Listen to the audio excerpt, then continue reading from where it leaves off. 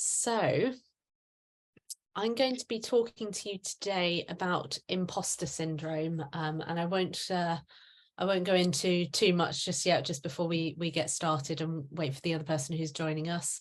But it's something I think is fairly consistently encountered, no matter who you're working with, what people might do for a living, and no matter how long you've been in practice. So Zoe and Laura, just as you're here, for example, I don't know how long you've been in practice. If you're in practice, you might be new graduates or still finishing up, or even just starting. I don't know. But it doesn't seem to matter. Even some of the kind of the senior executives that we work with in the NHS, it's amazing the amount of people who are there with imposter syndrome. And even when I was researching to put together some information for this talk, I was gobsmacked just by the sheer volume of people who you would never think would struggle with imposter syndrome and do. So, Viola Davis, for example, who I think has got an EGOT, an Emmy, a Grammy, an Oscar and a Tony or something, and still struggles with imposter syndrome. So it doesn't seem to matter how much you achieve in life, you can still fall foul of it or still struggle with it. But what I'm hoping to talk about today is how it's not a superpower. It's definitely something that I think can often feel like it's a bit of a hindrance, but it's not necessarily something that you have to struggle with throughout your professional career. It's something, there's lots of different strategies that you can use that can help to overcome it. So I want to make sure that I've got opportunity at the end of this just to answer any questions that you might have. And for those of you who are watching this as a recording, please do drop me an email afterwards. I've got my email at the end of the slides. I've got Rhiannon's email at the end of the slides, my wife and business partner. So we always welcome emails. So if you've got something that you want to ask us or something that you want to check in on, if you want links to any of the resources that I'm going to talk about in the group coaching today, then please do just drop us an email. And what I'll do now, just before I get started, is I'll actually put it in the chat, because that would be helpful. So what I'm going to do now is just share my screen. And hopefully I'll be able to put some slides up for you. So there we go. Brilliant. So I will get started and introduce myself. If you don't know me, my name is Philippa Oakley. I'm a qualified chiropractor working in private practice here in slightly muggy, slightly weird weather Wiltshire today. My background as a chiropractor is I graduated from WEOC in 2012 now, went into private practice, and the first company that I was working for, we had an NHS AQP contract, so an any qualified provider contract. So quite quickly, early on in my career, I felt that I was certainly operating at a level that I wasn't always comfortable with, and I found it quite challenging, some of the NHS work. I was very lucky. I was well supported in clinical practice, and I went on to do a PG cert with ACC in chiropractic, in postgraduate professional development in chiropractic, and did the RCC PRT training. So if any of you who are watching aren't chiropractors, the Royal College of Chiropractors do a postgraduate training program, and I was chosen as the recipient of the Graham Heel Award for that year, which is an award for somebody who has had outstanding achievements as a postgraduate student. Even as I'm talking to you now, I find it very, very difficult to share about my achievements. This is my imposter syndrome, which still comes out even when I talk about my professional achievements. So it is something, although I'm here talking to you about it today and talking about how I've worked to overcome it and some of the strategies that you can use, it's still very much something that I struggle with. So I'm hoping that I come across quietly confident, but I'm definitely not. It is something that I continue to work with to overcome. So after working in private practice for a couple of years, I went on to set up my own clinic, Acorn Health, which was established in 2014. And we very quickly as a business grew to a point where we had 17 practitioners working within the clinic. During the pandemic, I was pregnant, so I stopped working and focused on our work as Oakley Coaching. It's now Oakley Partnership, and did some work with the NHS in the test and trace work during the pandemic.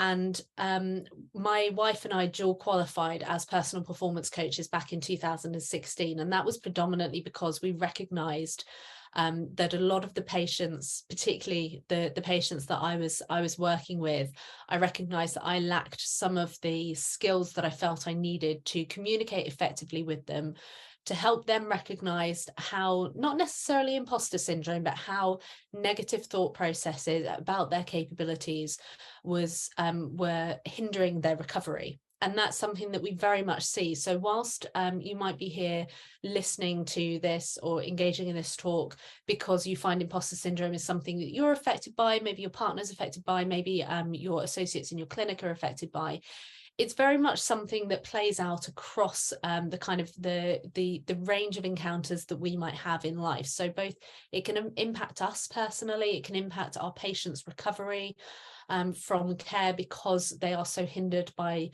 negative thought processes. And that's really what this is all about, is doubt and inability to recognize our own beliefs and our own capabilities.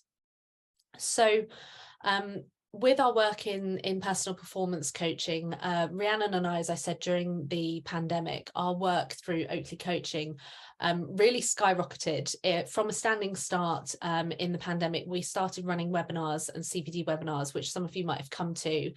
And at points we were having several hundred up to just shy of 1,000 people enrolling on our CPD webinars. But there was something, we were just talking about this morning, there was something very comforting about sitting in front of this very same laptop, because I still haven't upgraded it, during the webinar, getting this sense of community and this sense of solidarity by delivering training. And although it was training that we were perfectly equipped to do, we were perfectly qualified to deliver that training, I still very much struggled with it. And even now, Rhiannon will come to me and say, hey, we should do a talk on this. And I'll go, I'm not sure. And it's one of those things that I hope that we'll talk about today.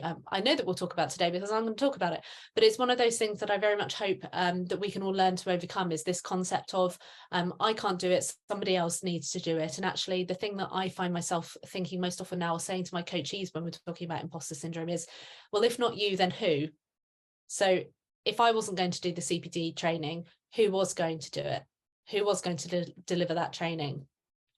And so, as I said, we were delivering this training to several hundred, just shy of 1,000 people at times. And that really gave our business this massive leap from what was a standing start. We weren't doing very much with it now. And actually, within the space of 12 months, we went from a very, very small business to a 6-figure turnover, but pretty much overnight. And it was that really made me recognize that actually imposter syndrome was something that I needed to very much pay attention to and very much work on, because the extreme impact that imposter syndrome was having and the level that we were operating at in our business, it was becoming enormously detrimental to us. So now we work with the NHS, we work in private practice, we work with senior leaders and executives within the NHS, and with UK healthcare regulators, and we're delivering a lot of different training on communication skills, EDI consultancy and things like that. And as I was saying just when I was talking before we got started, imposter syndrome very much isn't something that is only encountered in people who are at the beginning of their careers. I still work with senior leaders who have been in, CEO, director roles for upwards of 20, 25 years, and they still have those same thoughts that come up. So they are still doubting themselves. They're still thinking at some point, any day now, somebody is going to catch on to the fact that I shouldn't be here, that I'm not qualified, that I'm not capable, that I'm a fraud.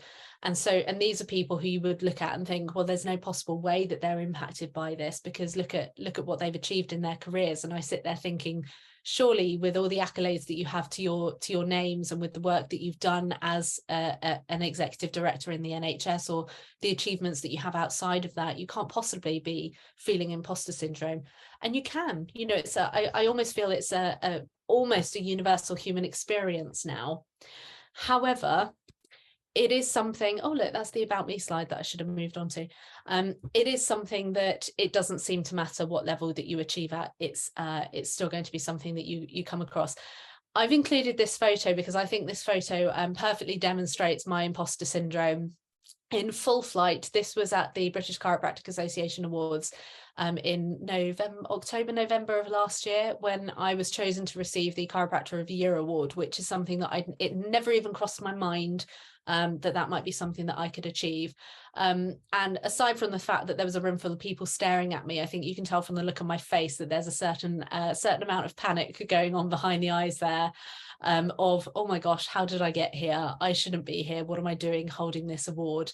And it's something that I've consciously had to work to become comfortable with, and stop making jokes about the fact that the very lovely silver cup that I have is not a wine cooler, because that's the running joke that I made. Because what we see with people who are impacted by imposter syndrome is that they can be very self-deprecating, very dismissive of the achievements that they have. And so much of that is tied up in the feelings of what makes you an imposter. And I think imposter syndrome, as a loose definition, and it's a very loose definition, when you look at, if you start Googling imposter syndrome, it will bring in general themes around feeling like a fraud, attributing your success to other things. So predominantly, a lot of the coachees that I work with, when we're talking about imposter syndrome, they say, I'm just lucky. I'm just lucky that I got here. And that's very much something that I can relate to. And I imagine if you're watching this, it might be something that you relate to as well. And you think it's just the luck of a draw. I've just had a series of fortunate events that have led me to get to where I am. And there's this real, when we talk about imposter syndrome and we talk about attributing our successes to external factors, it is that externalization of your own success. So rather than owning it and saying, well, actually, I got here through bloody lot of hard work, and I got here through grafting and through getting my degree and through taking the plunge to set up my own business, or whatever you've done that has brought you to where you are in your journey, there is always this nagging voice in the back of the head, in the back of your mind, that tells you that that's because things have happened to you rather than you've gone out and got them. And this is where, when we talk about imposter syndrome being relevant to patient care, we see this a lot in patients who have that external locus of control. So they believe that things are done to them rather than they take that they are responsible and that they can play an active role in their own recovery and make things happen for themselves. So they think that things happen to them, and that makes it very difficult to shoulder responsibility both for their own recovery, but also for us struggling with imposter syndrome.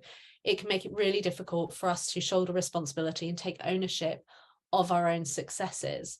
And that's really the first thing that has to be done with imposter syndrome, is predominantly recognize that it's something that you're aware of, that it's something that you're impacted by, but documenting your successes. So literally sitting there and practicing, as I have done, talking about my career path, talking about receiving the awards that I have done, and doing that in a way that makes it sit comfortably with you. So it still doesn't sit comfortably with me. I don't know if it ever will, but it's something that we can all actively work on.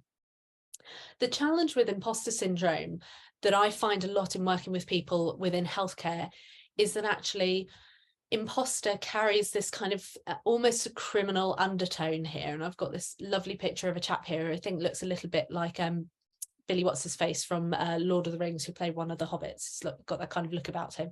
But there's this kind of undertone of an imposter is almost a criminal thing. It's almost that you've got somewhere where you shouldn't be, where it's dangerous for you to be in that position.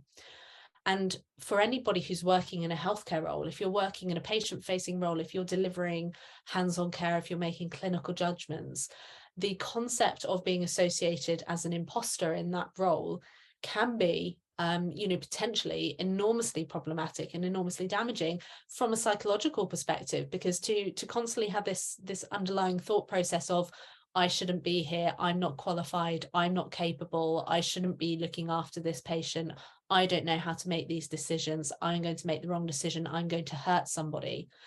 So the term in and of itself, imposter syndrome, I think is problematic just in terms of the language and terminology that surrounds it, because it does automatically start us thinking that there's something dangerous, there's something bad about us being in the position that we are in. And I think too often there is the emphasis is put on the person who is impacted by imposter syndrome. The emphasis is put on them to overcome it. Even this talk, overcoming imposter syndrome.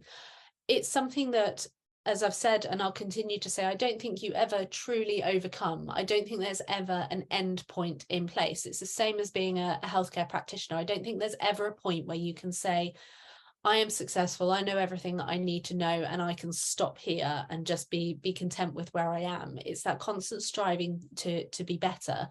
And so the focus is too often put on supporting people in overcoming imposter syndrome rather than learning to deal with the effects and creating an environment where somebody with imposter syndrome actually has that recognized, validated, and they are supported in those beliefs. Now, if you're watching this and you're a practitioner, not supported in those beliefs of imposter syndrome, but supported in your own credibility, your validity, and your qualifications as a practitioner.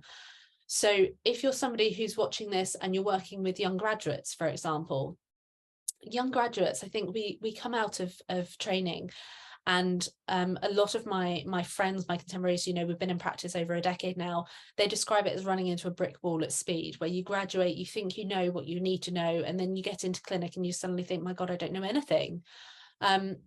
It doesn't impact everybody, but it certainly seems to impact a huge proportion of people, not necessarily in that first year, but maybe year 2, where we start to see people who are really, really struggling. And being aware of the fact that imposter syndrome might start to come into play, that these negative thought patterns might start to happen as a practice owner, as somebody with associates.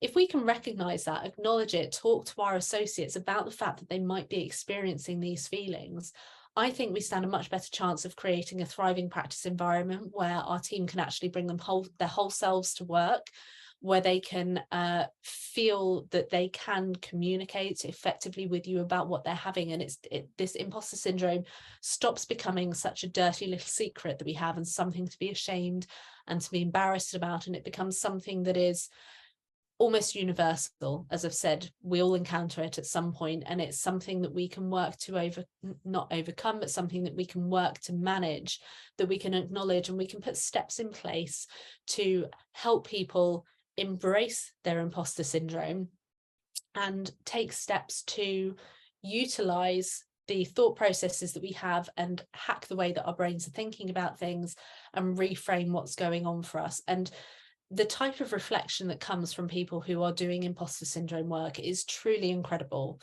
As a clinician, we all have to do reflective practice. We all have to do reflective CPD and look at our interactions that we have with patients, look at the way that we are developing as clinicians and what that can mean for patient care.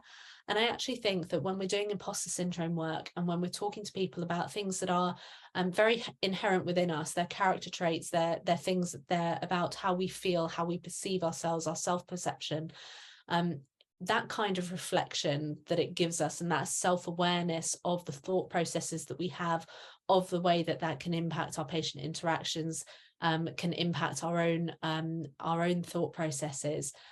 Doing the reflective work on this and even attending a seminar like this is really, really important, because it gives you an opportunity to put steps in place to develop and to give yourself the support network that you might need to feel validated in your role and to help combat those feelings of imposter syndrome.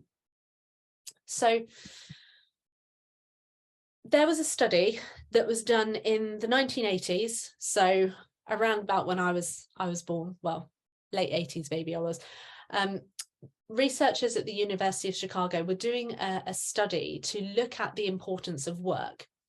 So I talk about work in the concept of imposter syndrome because I think that's too often where it comes into play, is the workplace. And we talk, and you might hear when you talk to people that, who win the lottery, or if that's something that you've ever read about, one of the first questions that people are asked when they win the lottery is, well, you're going to quit work, aren't you? And actually, studies have been carried out to look at people who have won the lottery and to look at those who've won the lottery and to see whether they did quit work, whether they were happier as a result. And actually around 70% of people say, even if I did win the lottery, I wouldn't quit work. And so there's this concept that work is inherently tied to our happiness in some way, and that it's work that causes negative thought processes, that causes us to feel anxious, to feel depressed, to feel imposter syndrome. And so this study that the researchers were doing in the University of Chicago was looking at the paradox of work and whether they were happier when they weren't at work. And what they actually found was they were assessing people throughout the working day. They were checking in on people's happiness levels throughout the working day to see whether they were happier at work than they were at home. And what they actually found is that people felt happier and more fulfilled at work than when they were at home. So perhaps don't take that home and say to your families that you feel happier when you're at work, but that's certainly what this study found. When the researchers were assessing and were looking to see, to rate people's happiness levels throughout the day, they found that people rated their happiness and their feelings of fulfillment higher when they were in the workplace than when they were at home. And it's not just our jobs that make us happy. The researchers concluded that it was perhaps the fact that our jobs provide a structured environment for us where we can achieve what's called a state of flow. And it's perhaps this state of flow that makes us happy. Now, this is relevant to imposter syndrome, and I'm going to get to it, but I'm trying to set the scene a little bit to understand the importance of flow. So the flow state is thought to be what brings us fulfillment. So a flow state, if you have ever been at work, and I call it getting in the zone, I don't call it a flow state. So for me, I call it getting in the zone. If you've ever been at work and you've been focusing on a task, something that you perhaps enjoy, something that you find easy, something that you find quite rewarding. So for a lot of people, it's writing a blog, for example, something where you can get down, you can put your thoughts out on paper, and you sit down, and before you know it, a couple of hours have gone by and you've done this incredible piece of work. And you look at your clock and you think, blimey, it's now lunchtime, and you weren't even aware of time that was passing. That's an example of being in a flow state. Musicians describe being in a flow state when they're kind of lost in the music, when their brain is focusing on something else and you're not having that kind of internal patter of thoughts that's going on. You are just in this state of flow. And the flow state is where creativity comes. And when you're in this state, you effectively have your mental blinders on. So you lose any concept of time. Perhaps you suddenly realize, God, I haven't been to the toilet for a little while, and that's what brings you out of the flow state. But you're able to shut out everything else except the task that you're working on. And the reason why this happens is because of changes that happen within our brain, or the way that our brain processes this. So we're talking here about the dorsolateral prefrontal cortex, and I'm really glad that I got that out all in one go. Dorsolateral prefrontal cortex, I have practiced that one. This is the part of the brain that is responsible for self-monitoring. So it's the part of our brain that when we're in social interactions, for example, it's the one that's telling you, maybe don't say that, or maybe think about how you're standing, or somebody's looking at you. And it's that constant kind of internal monologue of what you're doing and what's happening and what people are thinking. So mine, for example, when I'm presenting a webinar, my dorsolateral prefrontal cortex is constantly pattering, saying, make sure you don't stutter. I wonder whether people are enjoying it, whether I'm talking too fast, or perhaps, you just stumbled over that word, you said something, you misspoke. It's that kind of constant self-monitoring that goes on. And this is the part of the brain that is home to the really annoying nagging voice in your head. So that is the part of the brain that is home to your imposter syndrome. So it is the part where your constant narrative of self-doubt, where your inner critic lurks. So whether you want to picture your little inner critic sat up there in your brain, it's the voice in your back of your head that is telling you that you can't do it. Now, when we're in a flow state, when we're in the zone, when you're lost in the music, if you're a musician, that part of our brain is inhibited. So it in effect switches off. So when I say that we lose that inner monologue, we lose that inner patter of thoughts that say that we can't do it, it's true, because when you're in a flow state, your dorsolateral prefrontal cortex is switched off, inhibited. It's not firing at any kind of level of it the same way that it does the rest of the time. So when we're in that flow state, we are more liberated, we're more creative, there's less hesitation, we might be much more decisive. So you might find that when you're in that flow state and you produce that piece of work, you haven't been writing it and thinking, oh, is that what I want to say? Oh, do it.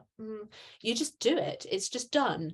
And it's because your self-critic, your that nagging voice in the back of your head is switched off. It's not active. So it's not able to give you that nagging feeling of doubt. So you can see how I've gone into neuroscience and talked about flow state and talked about being happy at work, but you can see how this becomes relevant to imposter syndrome. Because to really learn to work with imposter syndrome, we need to learn to work with our flow state. So we need to learn how to recognize it, when we're in a flow state, or the things that might help us to get into a flow state in the first place. So there are a few things with imposter syndrome that I think are really, really important to consider. So one of the first things that I always encourage coachees to do when they're struggling with imposter syndrome, and it's something that is really hindering their abilities at work, you know, they're a perfectly capable person. The first thing that we want to do is work on their understanding of what creates a flow space for them or a flow state for them and how they can get into it. I'm going to come on to that a little bit later, because I think that's something that can be very unique to individuals, and I'll share with you how I get into flow state, or how I get into the zone to enable me to do any kind of work. But going back to talking about the wider impact of imposter syndrome, I've talked a little bit about how imposter syndrome can be most prevalent for people when they're at work, when we're put in these environments where we need to achieve at a particular level. So perhaps a patient has asked you a question and you suddenly go, I don't know the answer to that. I should know the answer to that. Why don't I know the answer to that? Another person would know the answer to that.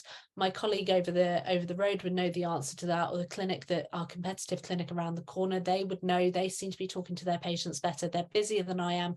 And the imposter syndrome and the dorsolateral prefrontal cortex is where that kind of negative narrative starts to take place. So when we're talking about imposter syndrome and thinking about ways in which we can start to challenge that inner critic, one of the first things that we need to do is to present that inner critic with evidence, or to ask the inner critic for that source of evidence. So anytime that your inner critic tells you, I can't do that, or you recognize that you've had a negative thought, the first thing to ask yourself is to say, well, where's the evidence for that? Do I have any evidence for that?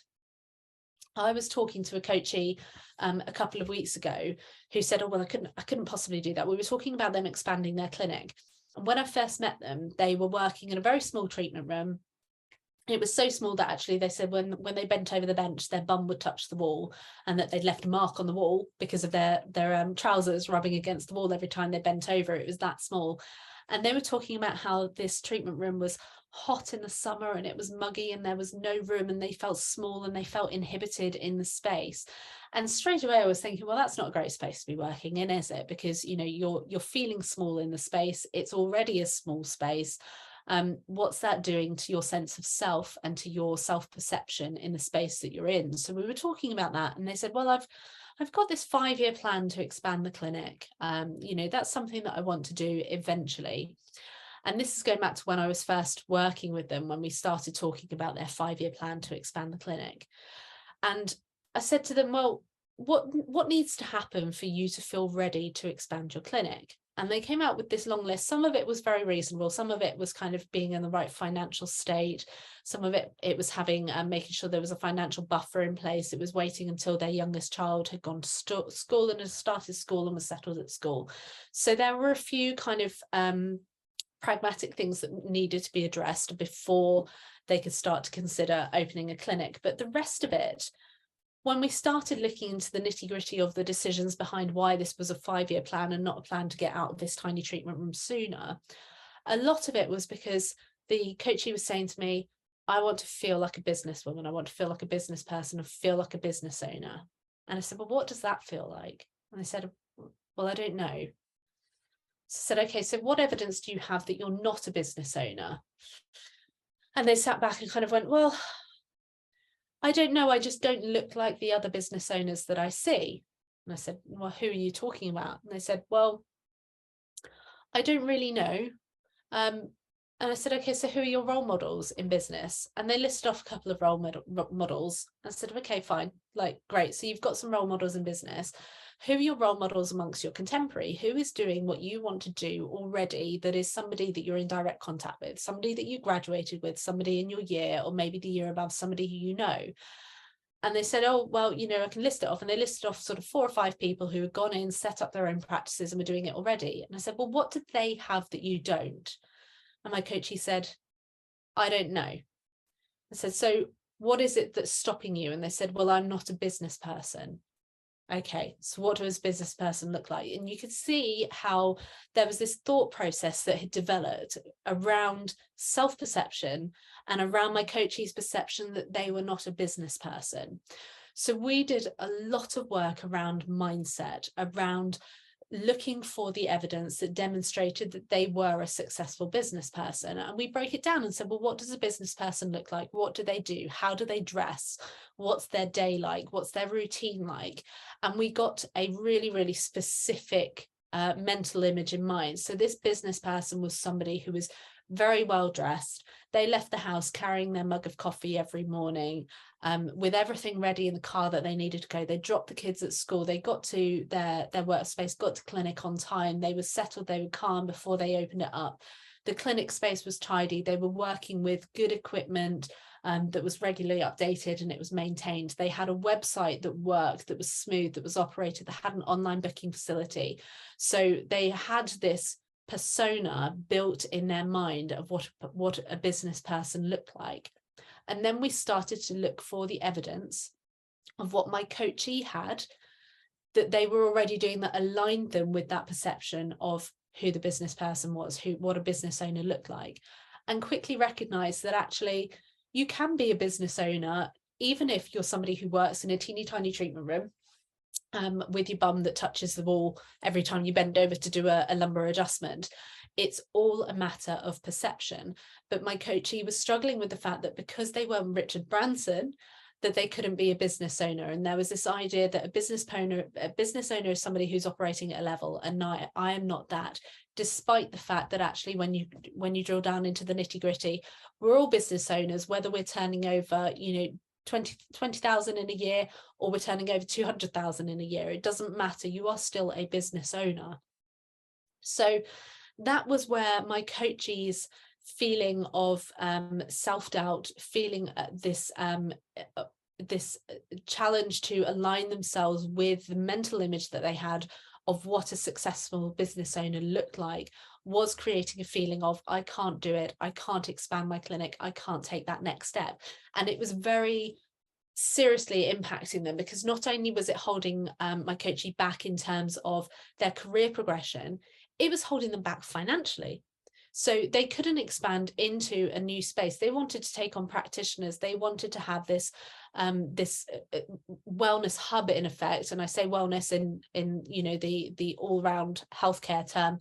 They wanted to have this hub where practitioners could come in, where patients could come for help, where they could do workshops, where it was this very healing space, that when we talked about it and had the mental image in place, there were plants everywhere. There were big open windows, not lots of natural light. And so they had this perception in their mind that because they weren't a business owner, because they weren't capable of doing it, because they were a fraud and they were going to be caught out, they couldn't expand their clinic. And so they put this 5-year plan in place because they wanted to take all of these steps to make sure that they aligned with that image of being what a business owner looked like, until we realized that actually that's a fallacy. That's a fallacy, because that's somebody else's idea of what a business person looks like. And you can be a business owner who turns up to your clinic wearing sports gear and a t-shirt if you want to, or you can be somebody who turns up to your clinic suited and booted in business attire, and you're still a business owner operating at the same level. So I'm very pleased that during our coaching sessions, my coachee actually expanded their clinic, and we fast-tracked that. So the 5-year plan became a 6-month plan, and their clinic is now doing very, very well, with 2 new associates who are working for them. But we really had to work to overcome those feelings of imposter syndrome before my coachee could possibly feel happy, particularly taking on associates, because they wanted to feel confident in their own abilities and to know the steps that they needed to take to support themselves before they could properly support their associates. So confronting the evidence and challenging those limiting beliefs that we have is absolutely critical with imposter syndrome, absolutely critical. It's very, very easy to have these negative thoughts and to go, I'm just going to ignore them. I'm just going to try and pretend that they're not there, and I'm going to try and do it anyway. And if you're anybody like myself who has imposter syndrome and does a lot of public speaking, that can be really, really challenging. The first time that I spoke at a BCA conference was a couple of years ago now. I remember physically shaking before I went on, and the reason why that was happening, the physical shakes before I went on to the stage to talk, was because rather than acknowledge the feelings that I was having and acknowledge the fact that I was feeling like a bit of an imposter, feeling like I was going to get caught out, I tried to just ignore them. And so I hadn't done the work. I hadn't recognized what was going on within me. I simply ignored it. And so my body went into a little bit of a panic state. And if you're somebody who does public speaking, maybe you do patient workshops and you find them really nerve-wracking, you feel really uncomfortable, and that's where your imposter syndrome is triggered. It's really, really good to acknowledge the feelings that you're having and say, hey, imposter syndrome, I recognize that you're there. I'm going to be doing this anyway. So what you want to do is then start to look for evidence of why you can do this. So one person who I listen to a lot, who I follow a lot of their podcasts, follow a lot of their work, is a lady called Denise Duffield-Thomas, and she's a money mindset mentor. And she does a lot of work, particularly supporting women who have problems with money mindset, because we all have hang-ups about money and about finances. And one of the things that she talks about is that when she was younger, in her younger days, she wanted to become an entrepreneur. She wanted to set up her own business. And 2 of her friends were actually made redundant from their jobs and got massive financial payouts while Denise was still struggling to get going. And she said her first thought was, they've got the opportunity that I should have had. And she started to recognize that actually she was feeling like she couldn't do what she wanted to, that there was something that they had that she didn't. There was some way in which they had been rewarded for an opportunity that she should have had. And one of the ways that she talks about overcoming those kind of thoughts, those kind of things of, well, I can't do it because somebody else has got it, or somebody else was already speaking in this space, somebody else has already delivered a workshop on this, somebody else has already developed a course on this, somebody else is already doing a clinic that follows in the same kind of model that I want to in the same town. So Denise talks about acknowledging and saying, that's great, good things are happening for that person, and I can have those good things too. And instead of looking at those people as competitors, looking at the people within your field and saying, well, they're competitors to me, and if they achieve, I can't, or they've got something, they're more confident than I am, they've got a better support network around them, they've got more financial backing, for example, they're naturally more confident, they're a better public speaker. Instead of looking at those things and saying, well, they have all those things and I don't, we look at them and say, well, what do they have that I could try for myself? What do they have that's good that I want to try for me? Is it that they have a nice background on their presentations when they're doing their talks? Is that something that I could do that would boost my confidence? Is it that they tell better stories? Is that something that I could go away and learn how to do so I could become, so I could feel like I'm a more equipped public speaker, for example? So instead of looking at people around us as competitors, and using other people's success as fuel for our own imposter syndrome, we can look around and say, well, actually, if they're doing it, I can too, because if not me, then who? And why is it that they can do something that you can't? Because actually the very basis of imposter syndrome is that it's for people who are achieving at a very high level, but who are still fueled with feelings of self-doubt, who are still feeling that they're going to be caught out at any one point. And it's not because they are incompetent, it's just the negative thought process that's going on in their mind. So there is absolutely no reason in the world why we can't all be achieving at really high levels. It's just that the people who perhaps do appear more confident, who do perhaps appear to be better public speakers, are less impacted by feelings of imposter syndrome because they've learned how to recognize it and they've put steps in place in which to overcome them. So if you're not familiar with Denise Duffield-Thomas, she's got some really interesting stuff. Even if the money mindset thing isn't something that particularly interests you, she does a lot of really useful podcasts that I think, particularly for women in business, are enormously helpful, and something that I really recommend that you look at if you are a business owner, or if you're somebody who's an entrepreneur who's looking to start up your own clinic, or is looking to expand the clinic and go on to the next step. So coming back to flow then, and talking about how we can put practical steps in place to help us achieve that feeling of flow, which can help with the, in effect, neural highway hijacking of imposter syndrome. So with flow, there are a few things that we can do to help with flow, to help with imposter syndrome. So one of the first things that we need to do, which we've talked about, is roll with those feelings of imposter syndrome. So instead of trying to ignore them, instead of trying to disregard them, we roll with them, we acknowledge them. It's something that I encourage people to do when we're delivering training on communication skills, for example. We talk a lot about rolling with resistance. So patients who are resistant to change, we talk about, rather than ignoring it, rather than simply taking a hard line with our patients and saying, well, this is what you need to do, and if you don't do it, you're not going to get better. We work with the resistance. We work with those feelings of imposter syndrome. We acknowledge them and we recognize that we're there, and we confront it with the evidence. We say, oh, hey there, imposter syndrome. I recognize that you're telling me that I can't deliver a 1-hour webinar online, for example, because somebody else is out there who's doing it better. They've got training in public speaking or whatever. They've been in practice longer. So that's why I can't do it. Instead, we say, I recognize that feeling is there. Here's the evidence to say that I can do this. So we're confronting our brain with evidence. And this is something that's really, really important in terms of hijacking those thought processes that take place.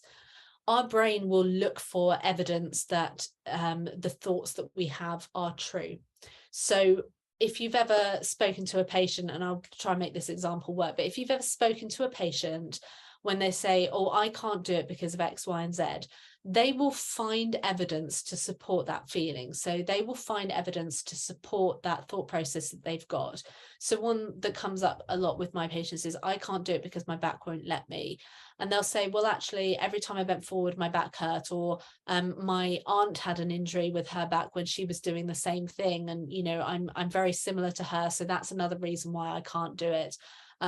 People like me don't recover from injuries like this. It's not safe for somebody like me to be physically active, or I've got this job, which means that I'm never going to be able to get better because I'm constantly doing repetitive lifting, and so on and so on and so on. And so they have these constant thought processes in place, and what their brain will do is look for evidence that a thought process is true. So in imposter syndrome, when we have a thought process that says, I can't do this, our brain will look for evidence that that is the case. So it will go back in time and say, well, have you done some public speaking before? Yes, you have. So what happened then? Oh, it's really embarrassing. I was doing a presentation at school and I fluffed my words or something, and I dropped my notes all over the stage, and it was mortifying, and people laughed at me. And your brain will go, well, that wasn't a very nice experience, so we probably don't want to be in that situation again. And so I'm going to start you with those lovely feelings of anxiety. So I'm going to stimulate your nervous system. I'm perhaps going to increase your heart rate. I'm going to make you feel a little bit sweaty. I'm going to start giving your body those signs that you're in danger. And that's purely because your brain has had that thought process of, I can't do this, I can't do public speaking, I'm not a good public speaker.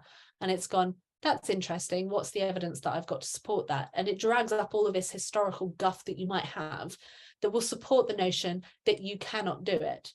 So we have to stop that from happening. We have to stop our brain from seeking out evidence that tells us that we can't do it, and instead seek out evidence to say that we can do it. Sorry, I've just seen something ping up in the chat. Thanks, sorry. So we clicked ahead. So instead of looking for reasons why we can't do something, we need to look for reasons why we can. So when I was going on to that BCA talk, when I was sat on the stage, well, not sat on the stage, I didn't sit on the stage. One of the other speakers sat on the stage at the event, I remember. But when I was at that BCA talk, I had those negative thoughts.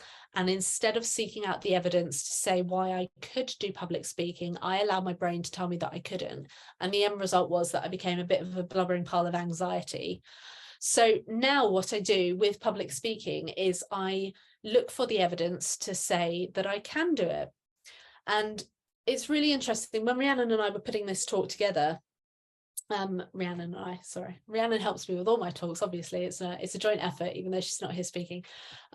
One of the things that we were talking about were these CPD webinars that we were doing during lockdown. And we both said, you know, it's really funny, but despite the fact that we were talking to hundreds of people at any one time, I don't count them. I don't count them as a success. I haven't chalked that up as a good thing or something that I should be proud of. And the reason why was because they were unpaid. They weren't something that we were charging for. So it almost became something that wasn't a business achievement, and it was just something that we did for fun. But now when I have to do public speaking talks, and I've done some big ones recently, we've done some international talks. I was asked to speak to the WFC and the World Federation of Chiropractic and be a panelist. We've done a lot of international work. We've got some work coming up with Canada, and I've done a lot of talks with NHS trusts, which always makes me a bit nervous. I don't know why, just the NHS does. So now I have to actively look for evidence for things that suggest that I am a public speaker. And one of the things that I did was acknowledge that actually those CPD webinars where I was sat at home with my slippers on under the desk, feeling quite comfortable behind my computer screen, it was still public speaking. I may not have been up on a stage in front of people, but actually it was public speaking. And that was all that my brain needed to go, well, there's some evidence to say that actually you can be a public speaker.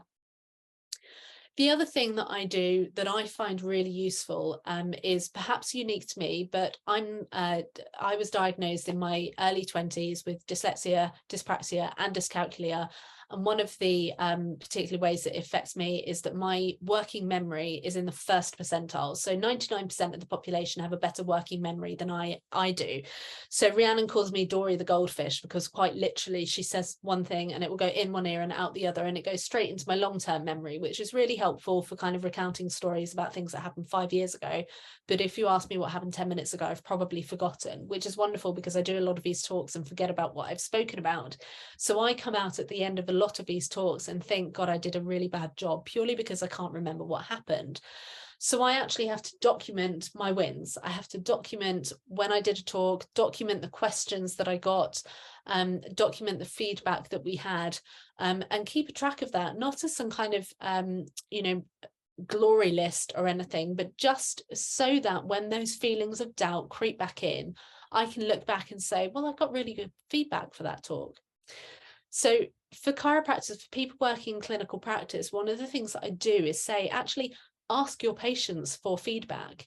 Ask your patients, because so often we don't actually ask them how they found their experience with us. We might sit back and wait and go, oh, I got a Google review this week. That's the first one I've had in a couple of weeks.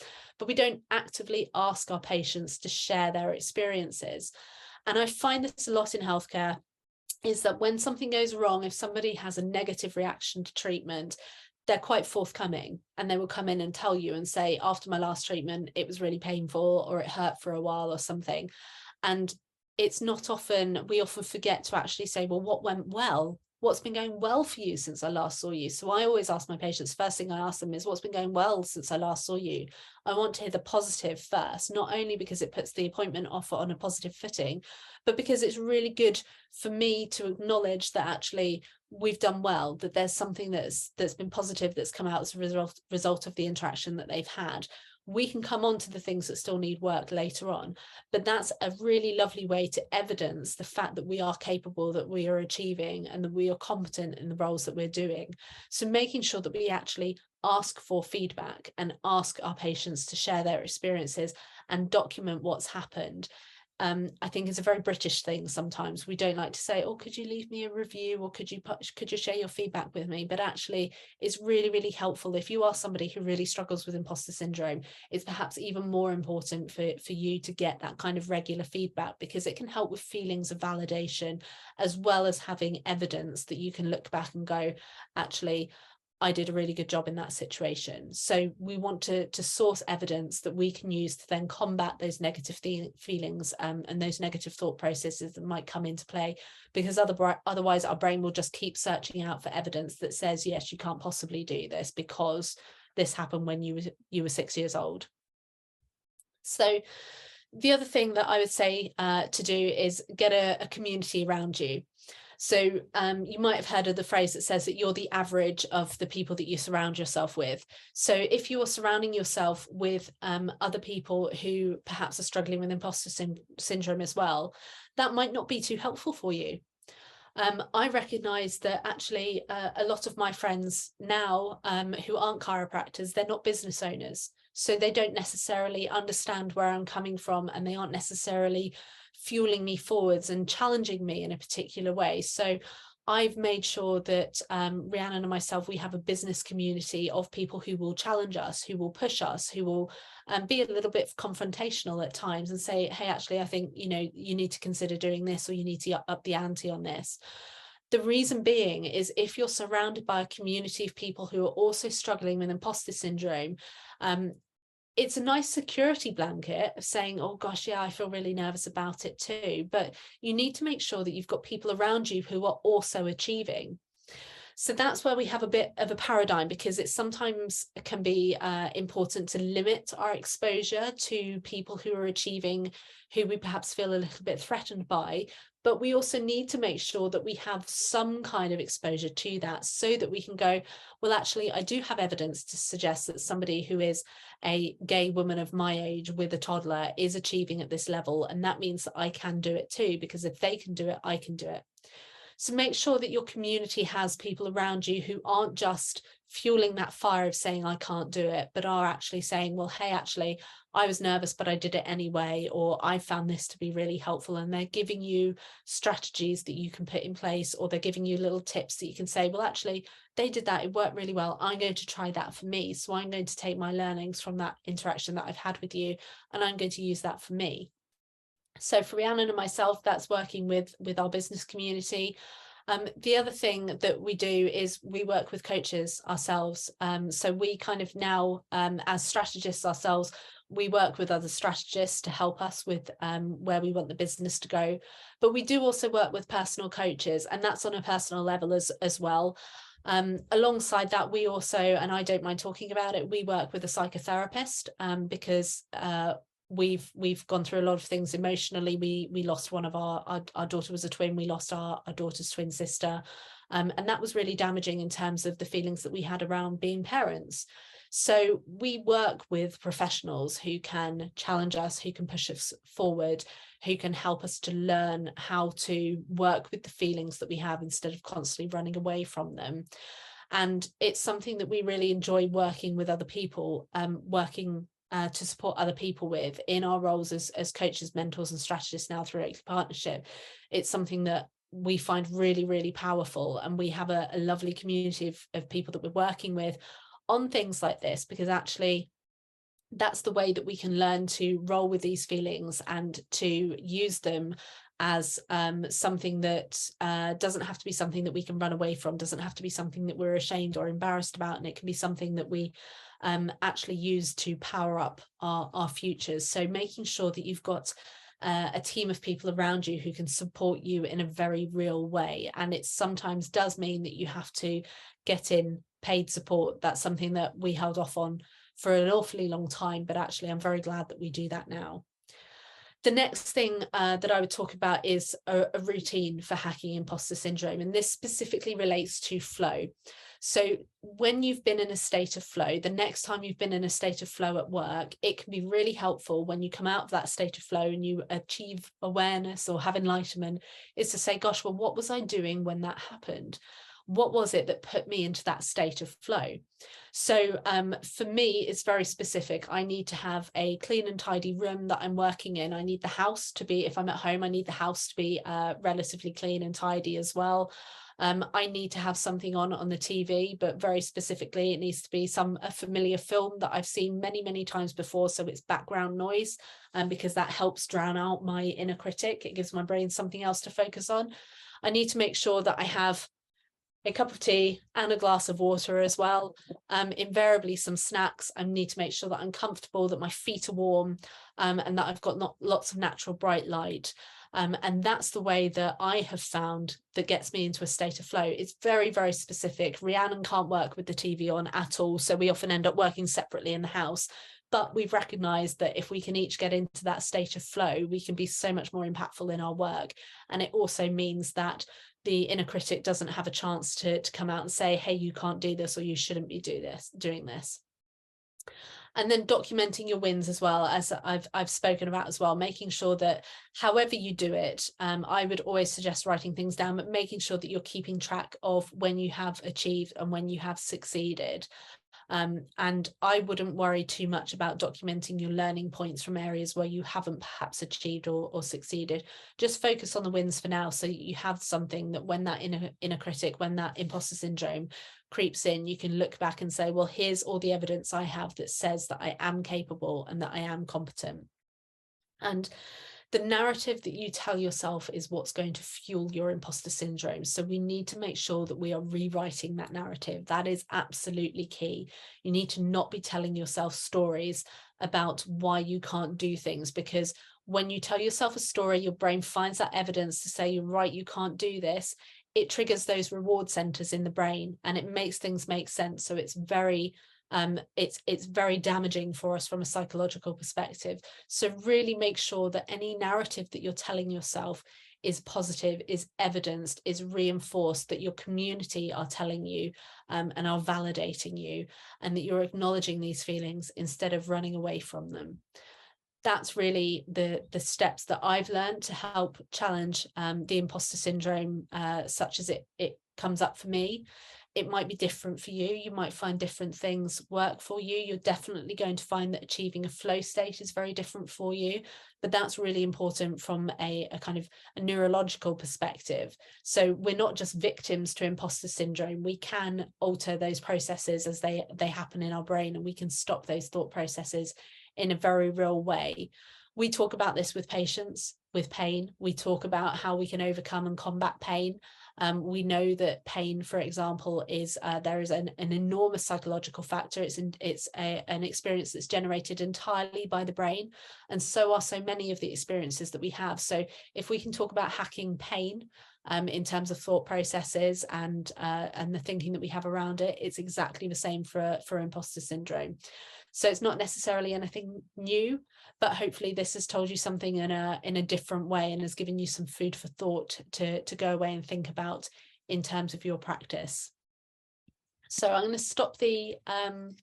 stop chatting there for you. Those are our contact details. For anybody who would like to get in touch, that's our social handles there. Oakley Partnership. We've just changed from Oakley Coaching, so we're now Oakley Partnership. So if you haven't already, please do sign up for our newsletter. Sorry, completely forgot the word then. Sign up for our newsletter. We do have some fantastic resources that are going to be coming out to people soon on imposter syndrome, on overcoming barriers and challenging limiting beliefs. So those will be really, really helpful for you. And absolutely, if you've got any questions afterwards or anything that you want to specifically talk about, then please do drop us an email. And we will endeavour to get back to you as soon as we possibly can. But if anybody's got any questions now that you want to put in the chat, or any experiences, any thoughts that you've had while I've been chatting, then please do pop them in the chat, and we can talk about them just in the last couple of minutes that we've got. And if not, then I will wait for any emails that might come in. how else can we work with you? So Zoe, we're currently in the middle of updating our website. So I'm really excited about that, because we're actually putting a lot of things into that website. So all of our courses are going to be hosted through there. There's going to be lots of access to more resources through there. So you can work with us with coaching, mentoring, or strategy work. So we do personal performance coaching, which is working with people predominantly on things like career aspirations, like I was talking about with my coachee who wanted to expand their clinic. So you can work with us with coaching. Mentoring and strategy work is much more directive. So that's using our experiences with running businesses, with working within the NHS, even with some people we're working with in terms of setting up passive income products, for example, because we, through Oakley Partnership, we have passive income products as well. That's much more directive than coaching. So it's a little bit more in terms of hand-holding and telling you what might be effective, reviewing your policies, processes, strategies that you've got in place, and looking for areas of oversight. We do also have our online training courses, and they're currently on learn.oakleycoach.com, but as I said, they will be soon going onto our website, the oakleypartnership.com, once that becomes up and live. And you can always get in touch with us through our socials or through our emails there.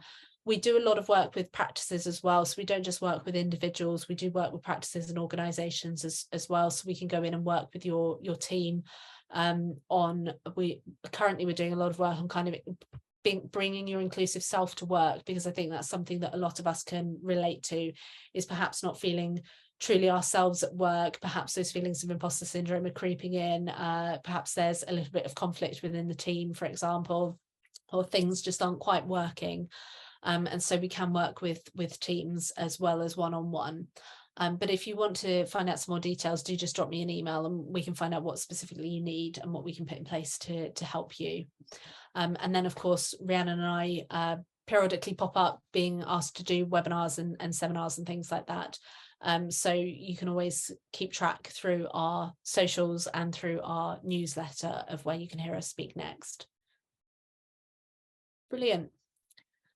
You are welcome, Zoe. Well, I hope that was helpful for everybody. If you're joining us live, thank you very much. If you're watching the webinar afterwards, then again, thank you for your time, and do stay posted, because we will be doing some more webinars coming up very soon.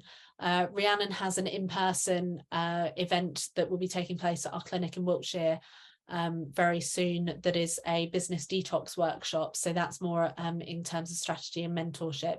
But if you'd like to find out some more details about that, it's on our Oakley Partnership Facebook. So there's more information about that and how you can join there.